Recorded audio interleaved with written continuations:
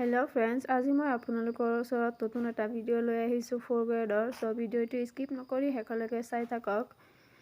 আজিৰ 1 নম্বৰৰ প্ৰশ্নটো হ'ল 5 বছৰ আগত ভাই আৰু ভনীৰ গড় বয়স আছিল 35 বছৰ, অৰ্থাৎ 35 বছৰ। তেন্তে বৰ্তমান হিহতৰ গড় বয়স কিমান হ'ব? ইয়াত অপচন দিয়া আছে। অপচন কেইটাৰ ভিতৰত শুদ্ধ উত্তৰটো হ'ব অপচন নম্বৰ সি, অৰ্থাৎ 40 বছৰ। 2 নম্বৰৰ প্ৰশ্ন, এটা পাত্ৰত পানীৰ ধাৰণ ক্ষমতা 425 লিটাৰ। পাত্ৰটোৰ তলত ছিদ্ৰ দি যদি 8% পানী ওলাই যায় তেন্তে পাত্ৰটোত কিমান পৰিমাণৰ পানী থাকিব? ইয়াত অপচন কেইটাৰ ভিতৰত শুদ্ধ উত্তৰটো হ'ব অপচন নম্বৰ বি, অৰ্থাৎ 391 লিটাৰ। 3 নম্বৰৰ প্ৰশ্ন, কোনো নগৰত মানুহৰ সংখ্যা 15,625 জন।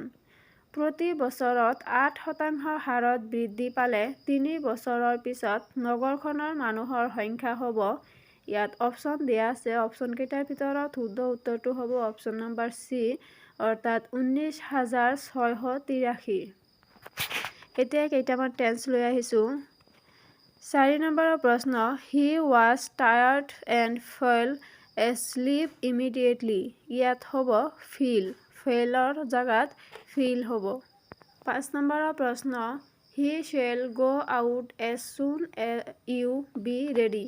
ইয়াত বহিব উড বি ৰেডি। 6 নম্বৰৰ প্ৰশ্ন, she just decide to leave the place. ইয়াত হ'ব has decided. She just has decided to leave the place.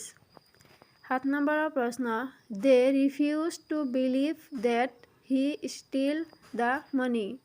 ইয়াত হ'ব হেড ষ্টলেন। 8 নম্বৰৰ প্ৰশ্ন, he has absent himself from the meeting. ইয়াত বহিব has absented. He has absented himself from the meeting.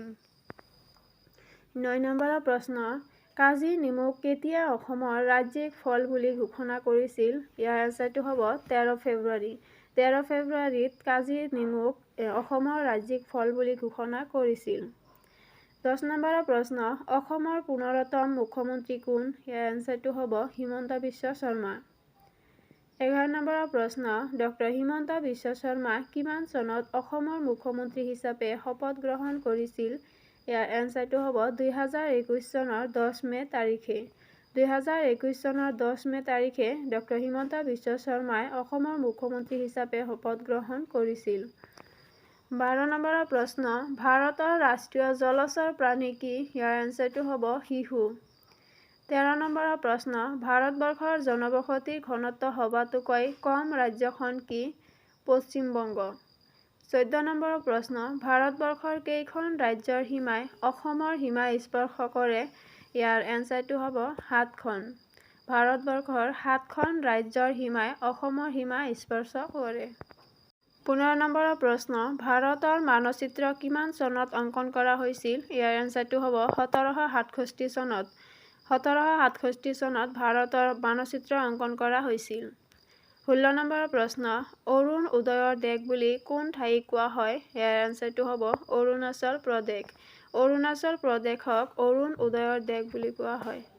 17 নম্বৰৰ প্ৰশ্ন, অসমৰ পশ্চিম সীমাত অৱস্থিত বিদেশী ৰাষ্ট্ৰখনৰ নাম কি? ইয়াৰ এনচাৰটো হ'ব বাংলাদেশ। 18 নম্বৰৰ প্ৰশ্ন, কোন দলে ক্ৰিকেট এছিয়া কাপ 2023 চনৰ খিতাপ জিকিছিল? ইয়াৰ এনচাৰটো হ'ব ভাৰত। ভাৰতে ক্ৰিকেট এছিয়া কাপ 2023 চনৰ খিতাপ জিকিছিল। 19 নম্বৰৰ প্ৰশ্ন, ধনৰাজ পিল্লাই কোনবিধ খেলৰ সৈতে সম্পৰ্কিত? ইয়াৰ এনচাৰটো হ'ব হকী। হকী খেলৰ সৈতে সম্পৰ্কিত ধনৰাজ পিল্লাই। 20 নম্বৰৰ প্ৰশ্ন, 5 জুন তাৰিখটো কি দিৱস হিচাপে পালন কৰা হয়? 5 জুন তাৰিখটো বিশ্ব পৰিৱেশ দিৱস হিচাপে পালন কৰা হয়। 21 নম্বৰৰ প্ৰশ্ন, উৰিষ্যা ৰাজ্যৰ ৰাজধানী কি? ইয়াৰ এনচাৰটো হ'ব ভুৱনেশ্বৰ। 22 নম্বৰৰ প্ৰশ্ন, কোনখন অভয়াৰণ্য হাতীৰ বাবে বিখ্যাত? ইয়াৰ এনচাৰটো হ'ব পেৰিয়াৰ। পেৰিয়াৰ হৈছে হাতীৰ বাবে বিখ্যাত। সো ফ্ৰেণ্ডছ, আজিৰ প্ৰশ্ন এইখিনি আছিল আৰু কেনেকুৱা পালে ভিডিঅ'টো কমেণ্ট কৰি জনাব আৰু যিসকলে মোৰ চেনেলটো ছাবস্ক্ৰাইব কৰা নাই তেওঁলোকে প্লিজ মোৰ চেনেলটো ছাবস্ক্ৰাইব কৰি দিব আৰু লগতে লাইক কমেণ্ট শ্বেয়াৰ কৰিব।